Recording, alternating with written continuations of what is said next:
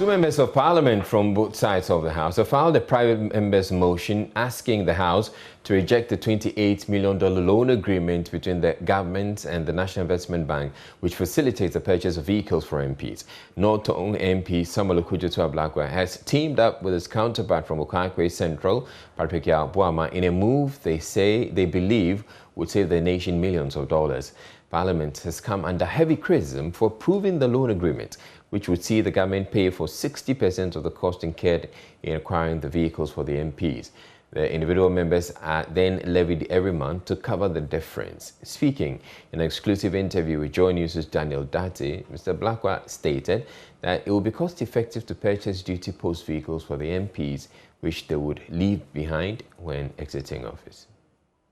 If you look at the terms of the private member's motion that my colleague and I have filed and delivered to the Speaker today, and you are the first person to hear of this, following our submission to the Speaker this morning, we are saying that the state should withdraw.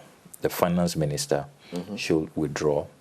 If he fails to withdraw the term loan agreement valued at $28 million with NIB, we should reject it as members of parliament. Let's vote. And that is why this is a bipartisan vote. Okay. And we are hoping that we can all rally our colleagues on both sides of the aisle to reject this loan facility.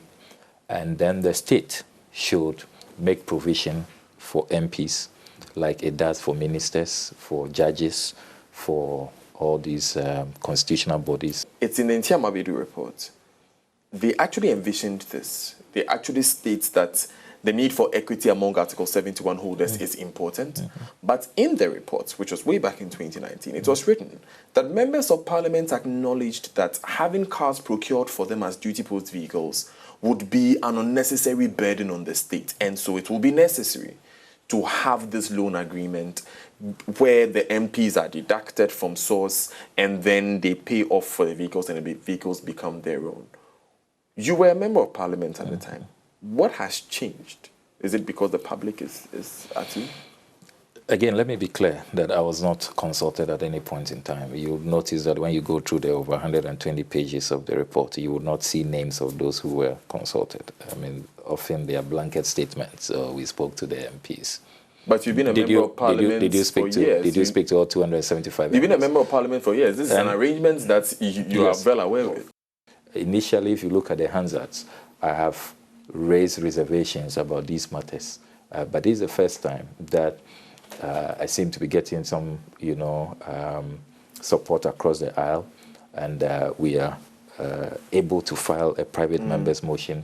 We're taking advantage of also the unique, nature of this parliament, where for the first time you have a speaker who it does not belong to the president's party. It's not part of the ruling party. So we are in these uncharted waters, which afford us the opportunity to take some of these views that we hold forward. Mr. Ablakwa also said Finance Minister Ken Ofori-Atta has until next week to present the itemized budget for the president's travels to the House or face a vote of censure.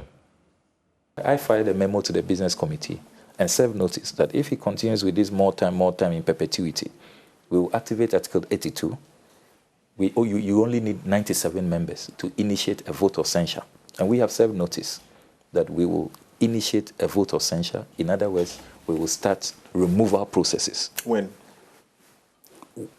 This is his last week, and I served notice last Friday after the presentation of the Business Committee. This will be his last week. Fortunately, the Speaker has given indication that he will get him to come answer this week. If he still does not come answer and he's talking about more time in perpetuity, when we know that all these matters you have paid for already, I've spoken to Acropolis Aviation. If you don't pay, they don't take off.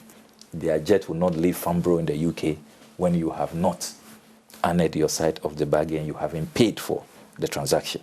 You've paid for the per diems already. You've paid for all of these, landing rights and all of that. So it's just, if you don't have time to just add up the receipts, just bring them to Parliament. I'm happy to tabulate them.